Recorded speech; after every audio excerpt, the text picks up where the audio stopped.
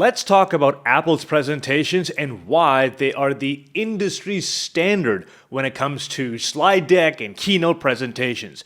If you lead a team and your team does a lot of presentations, they present slide decks to clients, you're going to want to learn from Apple to see what they do because they're doing it at the top of their league. So let's look at what makes them so good. The first thing that they do really well, if you notice their keynotes, they're laid out in a story format. They rarely say, hey, welcome today, here's the new iPad, this is the new feature. They don't do that. They tell you about what came before that, what ideas they had, and how that affected their future products. So everything is laid out in a way where it's a story. And when we hear 16 different points, it has this many GB, this many teraflops of this, we can't remember all those things. It's very hard to do. But every time Tim Cook steps up, he always starts with a bit of a story. We launched the iWatch or Apple Watch, whatever you call it. We launched the Apple Watch 3 years ago, and ever since then, customers have said X, Y, Z. We've seen it used here and there. He's painting a picture. You want to start with a narrative, a story. That's the best way to get the audience engaged. What they also do really well is they set the agenda. Right at the top, they say something like, today, we are going to unveil something very special in the Mac lineup, in the iPad lineup, in the Mac OS line. So you know what to expect going forward. Everything except the very last thing, because they saved that to say one more thing, and then they unveil that. But what they're doing is they're revealing intent, so you as a viewer, right at the top of the presentation, can know what to expect and also be excited. I want to stick around because I want to wait till they announce this. So the thing started, and the first thing they're talking about is some small improvement they've made to the Apple Watch or some small improvement to iOS. You're thinking, I don't know what they're going to talk about now. I don't want to continue investing my time. Let me just come back to it later.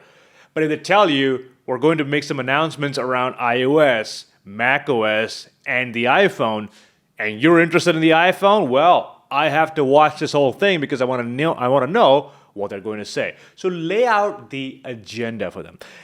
Now, something that most people don't do, especially in corporate, that Apple is rigorous with, it is the process of rehearsal.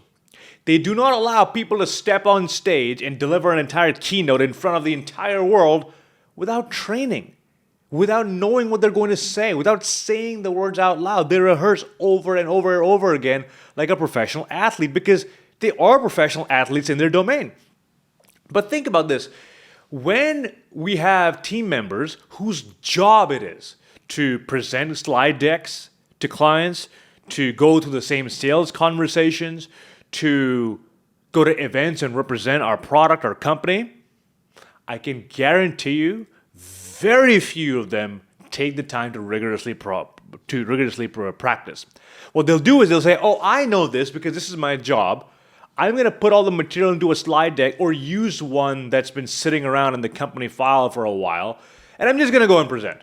So what ends up happening is they show up on stage or they show up in the client call completely unprepared. They know their material, but it's not polished enough, and because they've been doing it for so long, they don't even know what's wrong with it. So I'll give you a perfect analogy. Have you ever had a teacher who's been teaching for 20 years, 30 years, but they're just so boring you don't want to listen to them, right? So is experience the problem? No, they've been doing it for years. They've been doing it for decades. So what is the problem? The problem is they're so close to what they do. They've habituated to their style of teaching for so long that they don't even know they're not good. No one gives them feedback. No one looks at them and says, hey, how is a student supposed to stay awake for 3 hours listening to that? So many people do not go through rehearsal. They don't go through any sort of practice, and they certainly do not wash themselves back. Ask any employee or the average employee, how many times have you rehearsed this presentation that you're about to give to one of your most important clients? How many times have you said the words out loud before saying it the first time to the client? Have you ever seen yourself back on video presenting? Do you even know what you look like? Do you even know what you sound like? Because if we don't have any idea how we're presenting ourselves, we don't know how our idea is being received. And so often we'll have clients who say, yeah, I hired this person on my team and He's amazing. He knows the craft inside out. He knows the product inside out, but the customer isn't buying. But for some reason, they don't feel sold on our product. And I'll say, okay, my team will have a look at your presentation. We'll have a look at their presentation, and it is blatantly obvious that they haven't rehearsed. It's blatantly obvious that they're just looking for direction from this slide. So they will read the slide and say, oh, okay, this slide is about this. Yeah, so this is what this slide says. Next slide.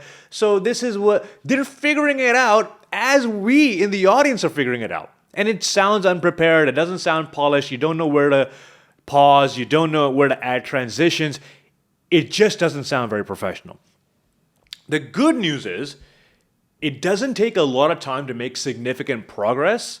It does take a lot of time to become a master. So let's say you've got the same presentation that you deliver to a client every single week. You have various clients onboarding, and you deliver the same presentation to them. What would happen, hypothetically, what would happen if you did the same presentation time and time again, but this time, every time you did the presentation, you watched it back, start to finish, and said, hey, what's good about it? What did I not like about it? Which parts were a little boring?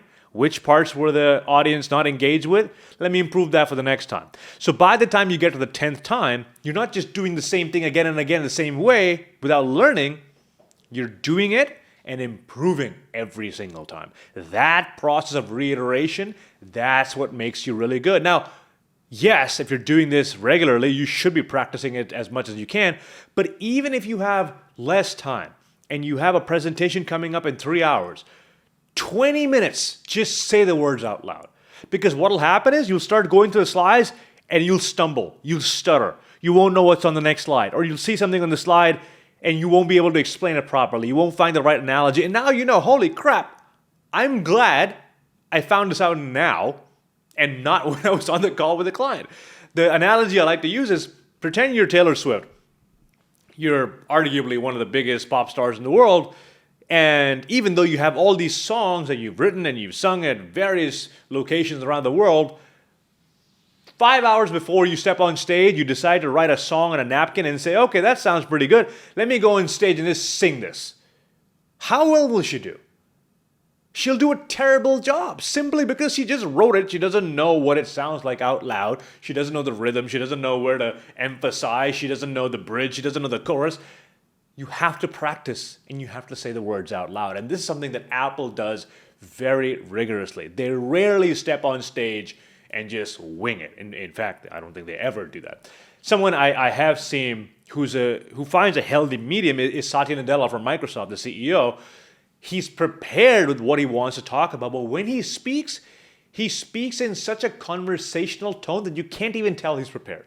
So what he'll do is he'll say, these are the 4 bullet points I want to talk about. First, I want to welcome everyone. Then I want to talk about where we are now. Then I'm going to connect it to what we're talking about today. Then I'm going to bridge that into the first product we're going to talk about. So he'll say something like, good morning, everyone. I'm so excited to have you here. I want to welcome you in Auditorium A. And this is a very special place because Auditorium A is where we announced Windows 95 30 years ago. And it's very magical that we're back here in this place to announce a new development in Windows, blah, blah, blah. I don't know anything about Windows, but go with me here. So this is what he would do. He wouldn't script it out because if he scripted it out, it would sound like this. Good morning, everyone. Today, we are here at Auditorium 1. And Auditorium 1 is can you see how it destroys the personality? So what happens is when you rehearse enough times like Apple, eventually, after a certain amount of rehearsals, because you know it enough times, you can deviate a little bit. You forget a word here or there, you rephrase a sentence here or there, it's okay, because you already have the presentation internalized. Now, if you're the leader of a team, the number one question I want you to ask people on your team is, how many times did you say the words out loud before you said it to the client? Because if you have these people going to talk to your clients and they've never said the words out loud, they don't know what they sound like, they don't know what they look like, you should be terrified. Right? I can't tell you how many people I've coached who they'll come and say, yeah, this is what I've been doing for 4 years, and I'll listen to the presentation and I'm shocked Because sometimes it's so detailed, so many different technical jargons that by the end of it, I don't even know what I'm supposed to remember. And that's the next point, which is many people think I need to prepare a presentation. I need to have all of the documents together, all of the images, all of the points, all of the things our product does, and I want to hurl it at the audience. So here's all the stuff our product is made of. Here's all the technical features. Here's all of this, that. But let me ask you this. When you go through a hour and a half long meeting, how much of what's discussed do you actually remember? You probably remember 4 sentences or 2 sentences, important takeaways. And that's what you should start your presentation with. So before going into a presentation, you want to think, what do I want my audience to think, feel, or do once I'm done? What should that be? Do I want them to do something? Do I want them to feel differently about my product or the industry? What do I want them to think about this brand new product that we've announced? And what do I want them to remember? If they forgot 99% of what you said, but they remembered one single thing, what would that one single thing be? What one phrase would you want them to remember? So let's say you have an inspirational speech about believing in yourself, and you want them to remember, no matter what happens, believe in yourself. So that could be your message, okay? Now what you're going to do, your entire presentation and your entire speech is going to revolve around that message and enhancing that message, because that's the end takeaway. That's what you want the audience to remember. This will also eliminate fluff. So when you are saying things that have nothing to do with the message, you know it's not relevant and the audience doesn't need to know this. The biggest challenge people have when it comes to presentations is not that they don't have enough information, it's that they have too much information. Too much information will squeeze the audience out. They'll tune out because they cannot process it. So during a presentation, you've probably seen this, when someone's pitching you or telling you about certain things, you're following, and then they're adding information, and eventually you think, holy crap, I don't even know where I am anymore. I'm just going to tune out. It's too much effort for me to figure out where they lost me. And you'll see this happen in the Q&As, because you'll talk for an hour and afterwards, any questions? No, I think we're good. Thank you for your presentation. Because they don't even know what to ask. They've been given so much information, they don't even know what to ask. So to round things up, here's what I want you to focus on. Here are some of my main takeaways that will help you. Number 1, if a presentation is important, make time to rehearse. Rehearsal is not putting the slide deck together. Rehearsal is saying the words out loud. Ideally at least 10 times, depending on the importance of the event. So never go into an important event or a presentation without having said the words out loud. That's number 1. Number 2, start with the end in mind. What is the end message you want the audience to remember? And ideally, the shorter and the more concise, the better. If it's a giant paragraph, the audience is not going to remember. What is one sentence or maybe 2 sentences you want the audience to remember? Write that down first, then create the presentation that builds up to that. So that's point number 2. Make sure they remember. An added bonus, number 3, is if you can, throughout the presentation, repeat the message. What gets repeated gets remembered. What gets repeated gets remembered. So if I say the same thing again and again and again and again, think about it like a jingle or a song with a chorus. What's that Rihanna song? Work, work, work, work, work. It's the same word over and over and over again, but how easy is it to remember? Justin Bieber, baby, baby, baby.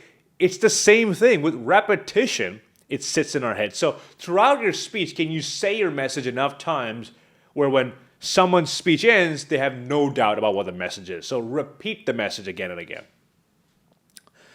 You want to keep your opening more narrative. That's point number 4. So instead of, today we're going to talk about point number 1, point number 2, point number 3, point number 1, it becomes logical, it becomes boring, there's no excitement, there's no emotion involved, people will tune out. So you want to start with a bit of a narrative, because what it also does is it calms down the audience.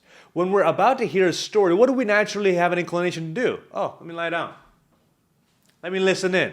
I don't have to do too much. I can relax. But if I say, I'm going to explain to you the 16 neural network framework of X, now I have to be extremely on my toes and focus on everything. You don't always want that. You want people to be relaxed and in tune and enjoying themselves, especially at the start. Because sometimes if you're doing a workshop, if you have different stakeholders in a meeting, there might be a little bit of a tension there, not because of conflict, but because people are just a little bit cold at the start. So you want to start off with a narrative. And then lastly, when you are presenting, just remember, you need perspective in order to improve. You can't do the same thing again and again. So point number 5 is when you do prepare and you do practice, get perspective from both yourself and other people. This would look like you recording your presentation. You going back and watching your presentation. That's how you know you've actually done a good job. That's how you know you can improve. I'll tell you this, it's a painful memory for me, but I was once called to do a keynote on public speaking. And I thought I could wing it. So I thought, okay, I'm just going to step up and I'm going to wing it. So I went there and I did an hour, and afterwards people said, hey, this was really good. We really enjoyed it. I said, amazing, thank you. Next time someone called me up, I did the same thing. Did the keynote, hey, that was really good. Thank you so much. Again and again and again and again. And then one day my coach, my public speaking coach, he asked me, so how many referrals did you get off of that? I said, well, I didn't really ask for referrals. I said, no, you don't have to ask. People will just come to you and say, hey, can you come and speak for my organization? So, well, I've done quite a few keynotes now and haven't really gotten any referrals. And then he said, okay, that's interesting. Have you gone through your presentation? Have you watched it back? I said, no, not really, but I was told I did a pretty good job. And my coach said, well, no one's going to come to you after they hired you and say, hey, you did a terrible job. Yes, they'll tell you in an email a couple of weeks later, but not at the moment. So maybe you should watch it back. I said, okay. And then I watched it back. People were on their phone, people were not paying attention, some people were walking out, and I was so absorbed in the moment that I thought I was doing a great job. So this is a painful lesson that I've learned, that you might think you're good because you think you're good. But other people need to think you're good, especially if you're presenting to your clients, you're presenting to a large room of people, stakeholders, investors. Get perspective. Watch it back. It's going to be painful. Get other people to watch you, make the improvements, reiterate, and you will get better. So these were the ways that you can become a masterful presenter, whether it's a keynote or a client presentation.